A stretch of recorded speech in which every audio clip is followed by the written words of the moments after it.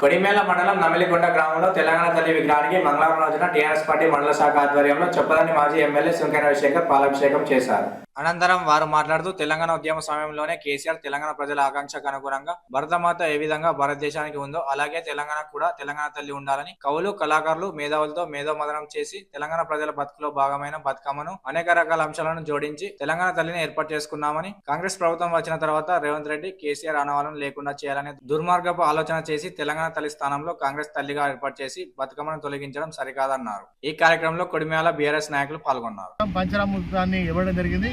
ఇలా నిజంగా కేసీఆర్ గారి మరి ఏదైతే తను చేసినటువంటి అంబేద్కర్ కానీ, సెక్రటరియట్ కానీ, వారు ఇచ్చిన 2000 పెన్షన్ కానీ, కళ్యాణ లక్ష్మి కానీ, ఈ కేసీఆర్ గారి ఆనవాళ్ళు లేకుండా చేస్తా, తెలంగాణ ఆనవాళ్ళు లేకుండా చేస్తా అని ఇవాళ రేవంత్ రెడ్డి ఏంటంటే చెప్పి ఇవాళ ఫస్ట్ మరి తెలంగాణ తల్లిని కాంగ్రెస్ తల్లిగా మార్చడం జరిగింది. ఇవాళ తెలంగాణ ప్రజల 4.5 కోట్ల గుండెల్లో ఒక దిక్కు విద్యార్థులు మరి చాలామంది ఆత్మహత్యలు చేసుకుంటా ఉన్నారు. ఆనాడు కేసీఆర్ గారు ఉన్నప్పుడు మరి పౌష్టికాహారాన్ని తింటే మరి ఇవాళ కాంగ్రెస్ పాలనలో, రేవంత్ రెడ్డి పాలనలో పురుగులన్నం పెట్టే పరిస్థితి.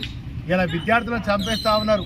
మరి ఇవాళ జరుగుతున్న విద్యార్థుల ఆత్మహత్యలన్నిటికీ రేవంత్ రెడ్డి ప్రభుత్వమే ఇది ప్రభుత్వ హత్యగా మేము భావిస్తూ ఉన్నాం. ప్రభుత్వ హత్యగా ప్రజలు కూడా భావిస్తూ ఉన్నారు. కనుక రేవంత్ రెడ్డి ఇప్పటికైనా ఇలా కేసీఆర్ గారు ఆనవాళ్ళలో తెలంగాణ ఆనవాళ్ళలో చనిపేస్తా అంటే నీ అయ్యతరం నీ తరం కూడా కాదు.